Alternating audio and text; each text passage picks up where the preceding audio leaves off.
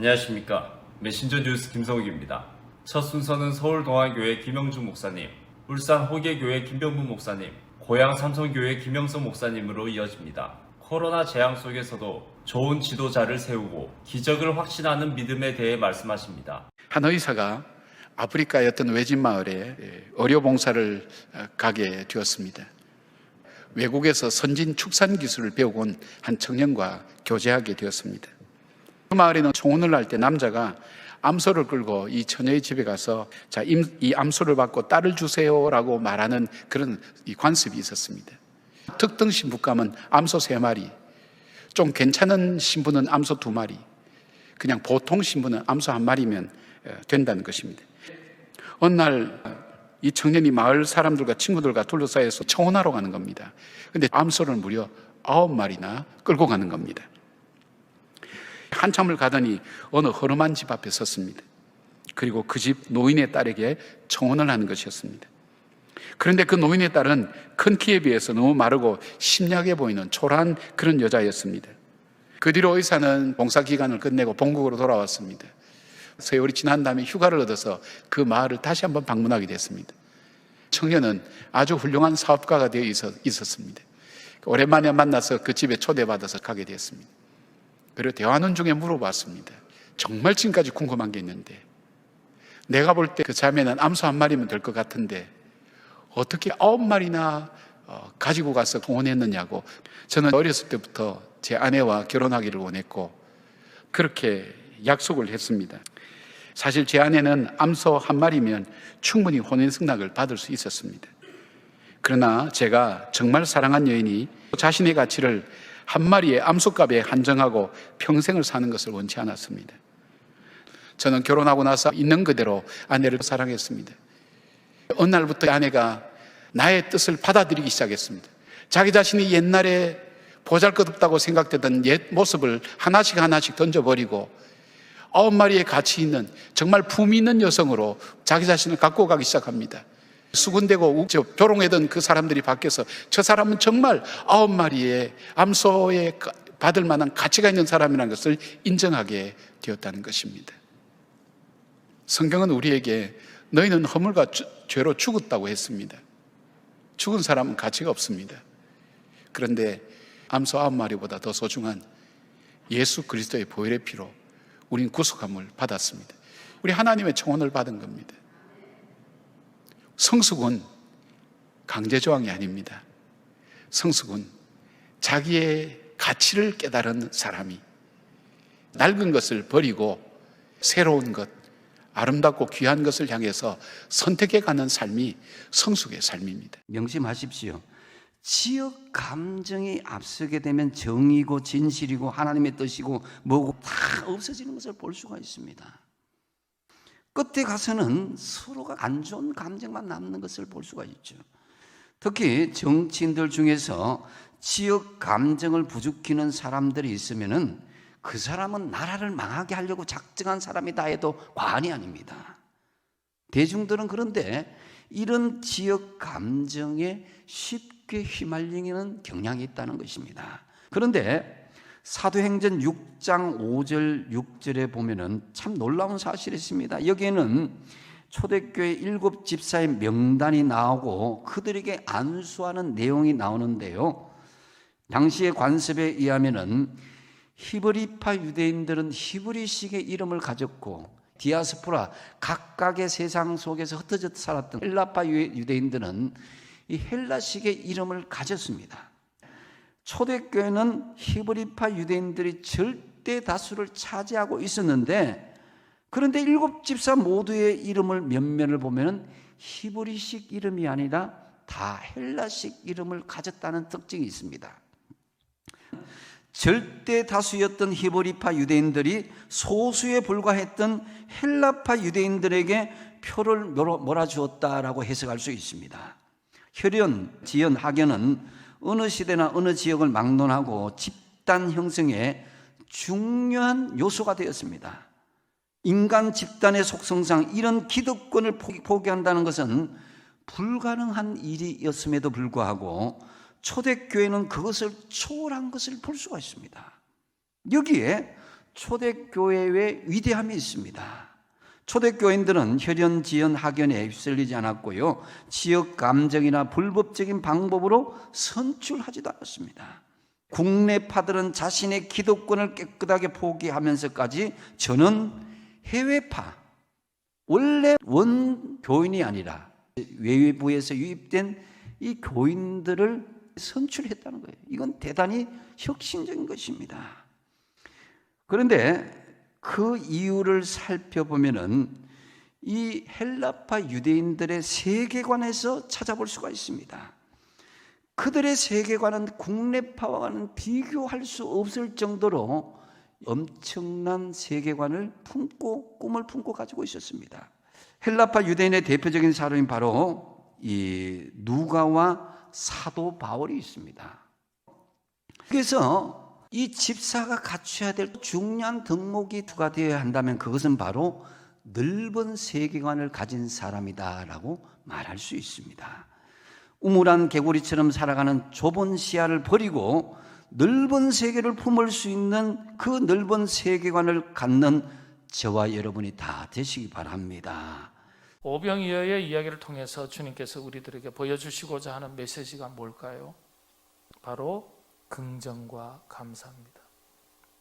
제자들은 부족한 것, 없는 것에 초점을 맞추는데 예수님은 긍정과 감사를 보여주세요. 너희들이 먹을 것을 주라 그렇게 말씀하셨잖아요. 이 긍정과 감사의 믿음을 테스트하신 거예요. 없는데 어떻게 줍니까? 가라 하셔야지 않게 하라 말씀하십니까? 없는데 조금씩 나눠주셔야 되지 어떻게 그들이 원하는 대로 주라 하십니까? 그렇잖아요. 제자들의 생각과는 정반대로 말씀하시고 행동하시는 거예요. 먹을 것이 부족한데 먹을 것을 주라. 돌아가라, 집에 가라 해야 하는데 앉게 하라. 염려해야 하는데 감사하라. 조금씩 줘야 하는데 원하는 대로 주라.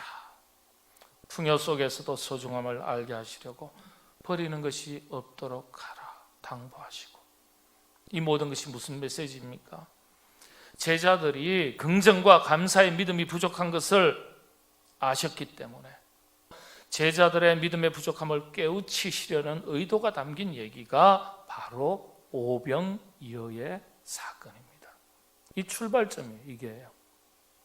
이 믿음은 바로 긍정과 감사의 믿음입니다. 그래서 오병이어 이야기의 핵심은요, 없는 것 때문에 근심하지 말고 작아도 있는 것에 감사하고 항상 긍정적인 생각과 태도를 가지고 살 것을 당부하시는 주님의 부탁입니다. 이 오병이어의 사건 속에서 우리가 다시 한번 우리 자신의 믿음을 돌아보아야 되겠습니다. 첫 번째는요, 감사할 줄 아는 믿음입니다. 부족해도 있는 것을 가지고 늘 감사하며 살아가시게 되기를 바랍니다.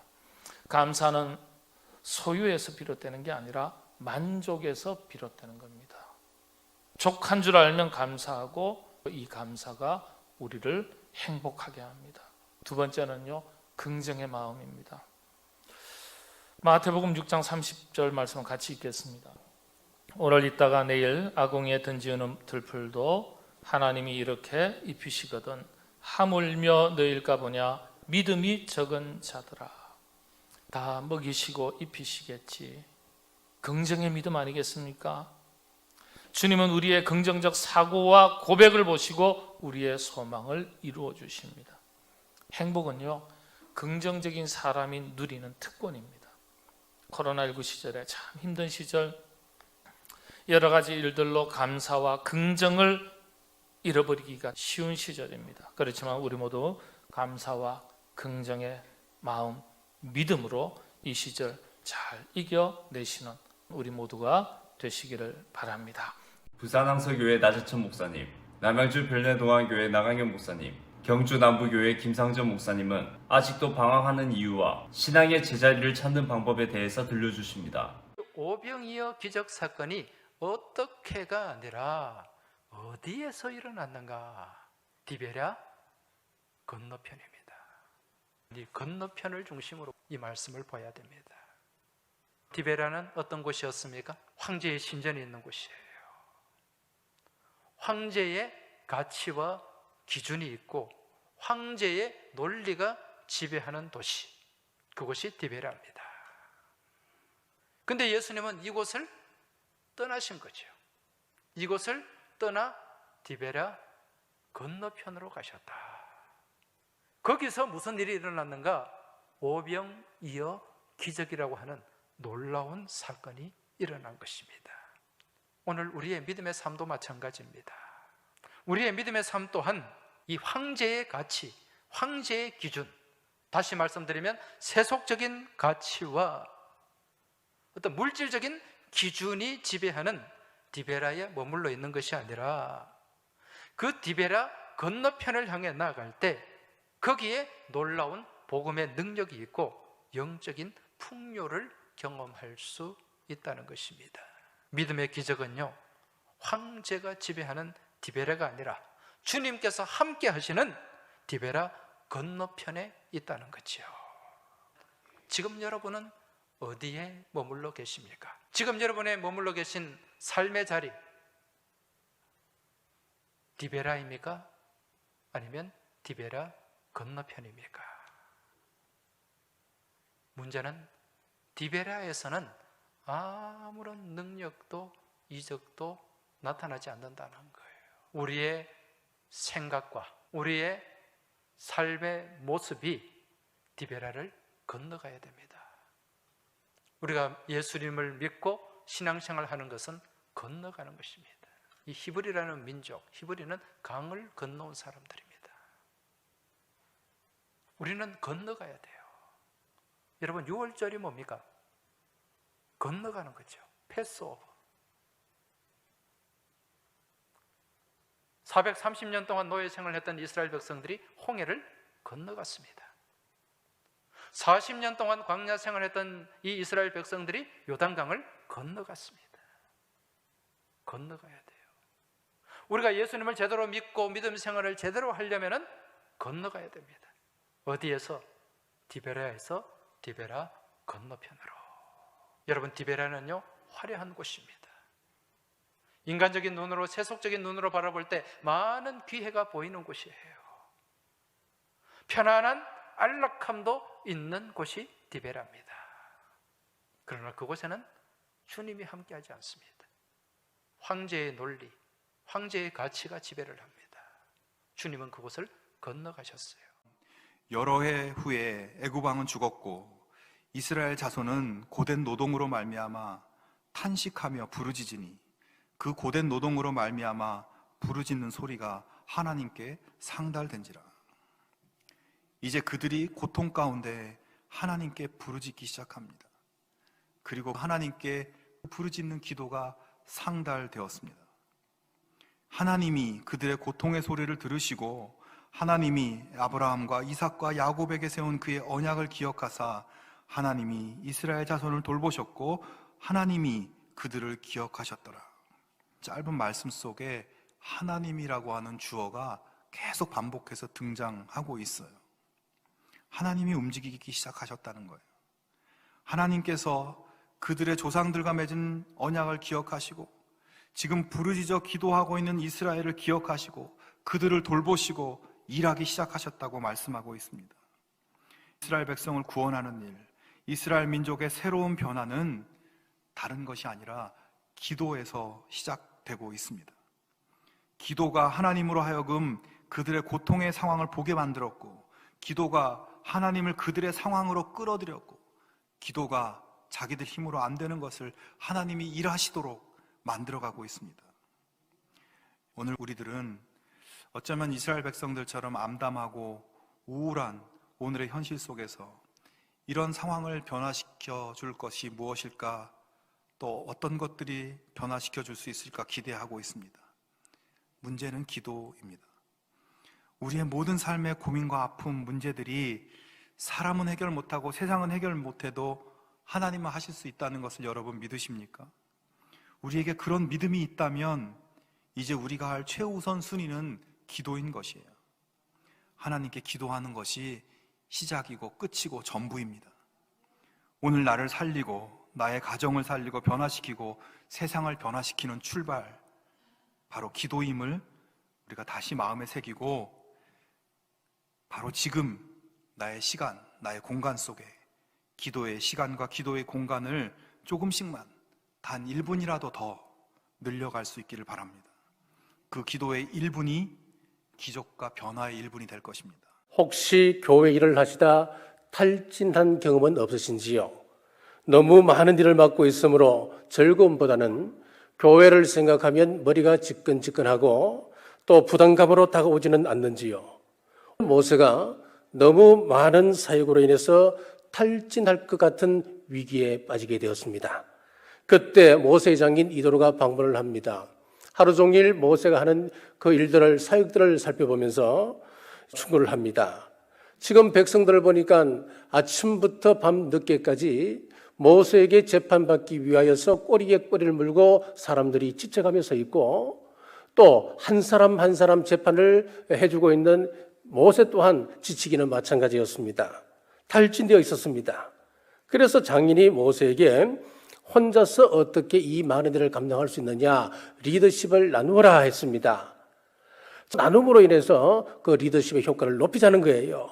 작은 일들은 중간 지도자들에게 맡기고 큰 일만 맡아라. 그래서 모세가 백성들 가운데 1000부장, 100부장, 50부장, 10부장을 세우게 되었습니다. 그렇습니다. 혼자 하는 것은 옳지가 않습니다. 본인도 쉽게 지치지만 다른 사람들도 기다리느라 지칩니다. 그래서 리더십은 나누어져야 합니다. 자, 그러면 어떤 사람을 세워야 할까요? 너는 또 온 백성 가운데서 능력 있는 사람들, 곧 하나님을 두려워하며 진실하며 불의한 이익을 미워하는 자를 살펴서 백성 위에 세워 1000부장과 100부장과 50부장과 10부장을 삼아 중요한 기준을 세우고 있습니다. 마틴 루터는 이런 말을 했습니다. 우리가 꼭 살아야 할 필요는 없으나 진실해야 할 필요는 있다. 그런 말을 했습니다. 무슨 이야기냐면은 예수님을 믿는 사람들 학력이 좀 뒤질 수도 있습니다. 실력이 좀 처질 수도 있습니다. 하지만 우리 마음속에 진실은 살아있어야 된다고 하는 거예요. 고난을 당해도 진실해야 합니다. 따돌림을 당해도 진실해야 합니다. 십자가를 지는 경우가 있어도 우리는 진실해야 합니다. 가난해져도 진실해야 합니다. 출세를 좀 못해도 우리는 진실해야 합니다. 계속해서 말씀하시기를 진실한 사람은 불의를 미워한다 그랬습니다. 하나님께서는 진실과 거짓을 우리 앞에 놓으시고 선택하게끔 하십니다. 그 선택은 매일 우리에게 주어집니다. 매 시간 우리 앞에 주어집니다. 이런 말이 있습니다. 진실은 악마를 쓸어내는 빗자루고 거짓은 악마를 불러들이는 초인종이다. 그런 말이 있습니다. 부산 진교회 신충훈 목사님, 대전 제일교회 김철민 목사님, 부산애간교회 조성일 목사님 세 분으로부터 신앙인의 자기 진단에 대한 지침을 들어보시겠습니다. 그나스 사람 여분네의 아들 갈렙과 눈의 아들 여호수아는 여호와를 온전히 따랐느니라 하시고, 온전히 따른다는 말과 가장 닮은 단어가 어떤 것이 있을까? 저에게는 마음속에 한 가지 떠오르는 단어가 있는데 그것은 바로 온유하다 라고 하는 단어입니다.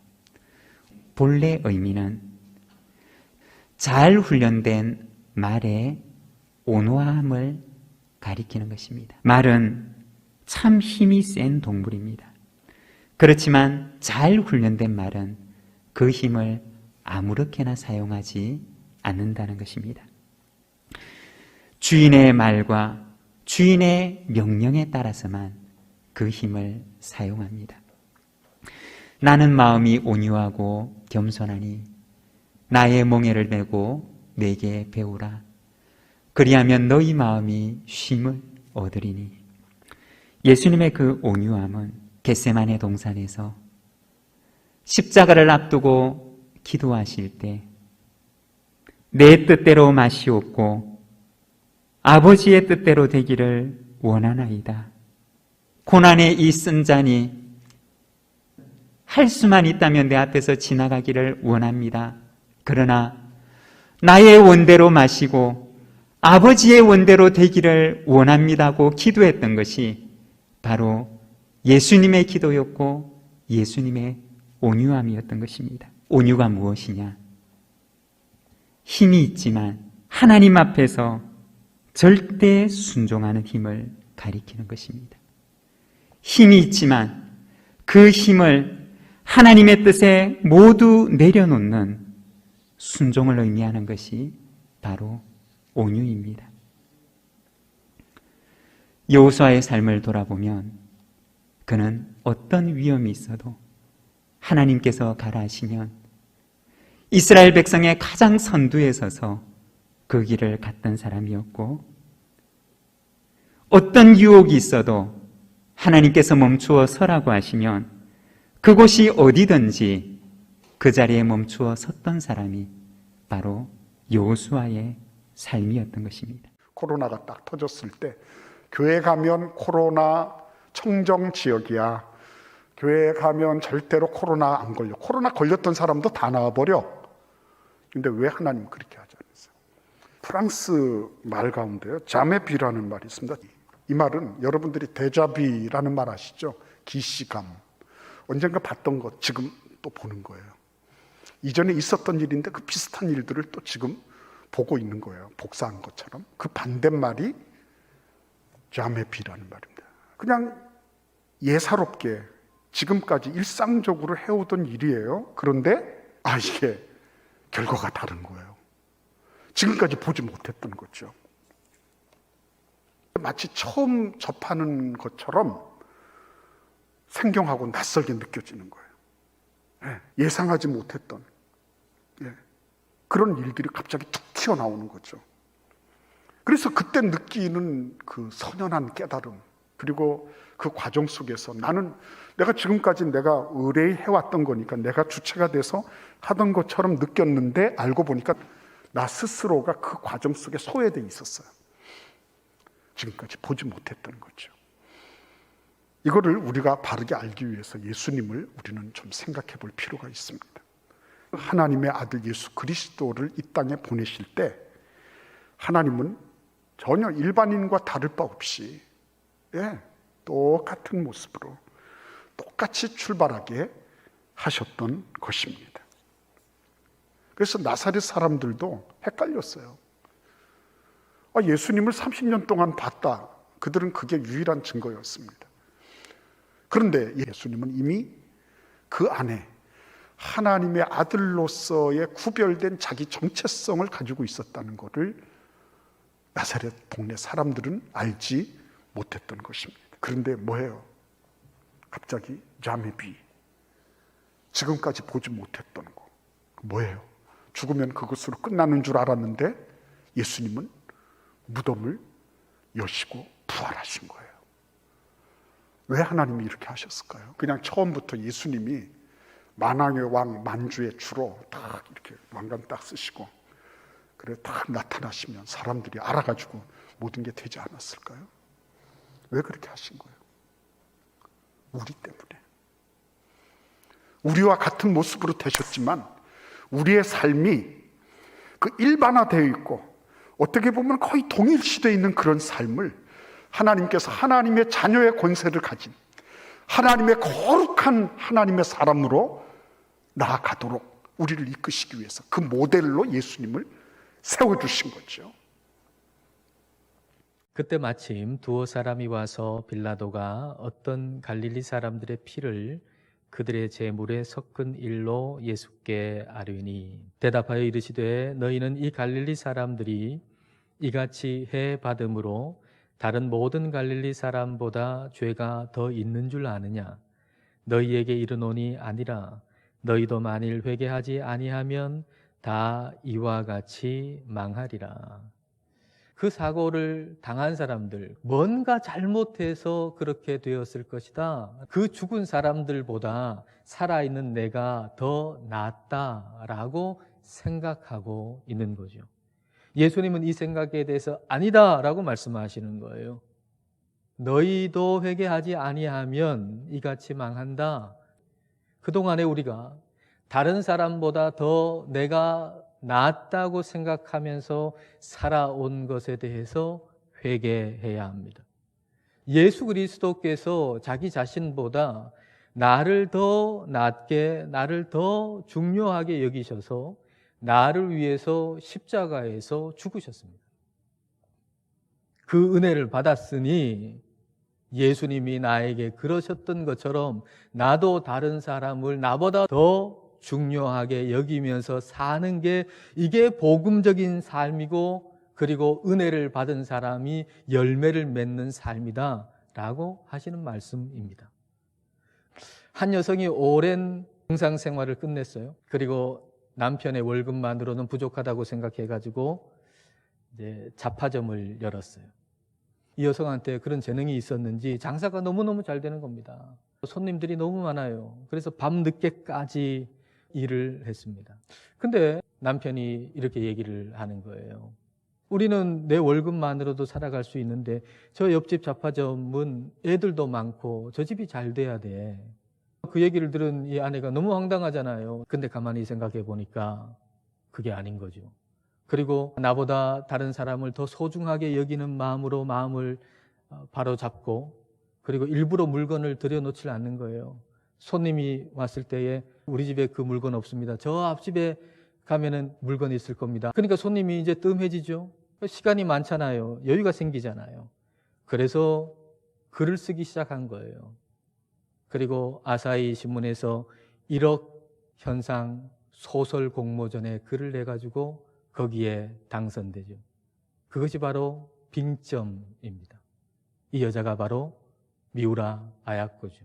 목사님들의 말씀 전체를 들으실 수 있도록 전부 링크해 두었습니다. 아직 메신저 뉴스 구독을 누르지 않은 시청자님이 계시면 지금 구독과 좋아요 알림 설정까지 부탁드립니다. 다음 주까지 안녕히 계십시오. 메신저 뉴스 김성욱이었습니다.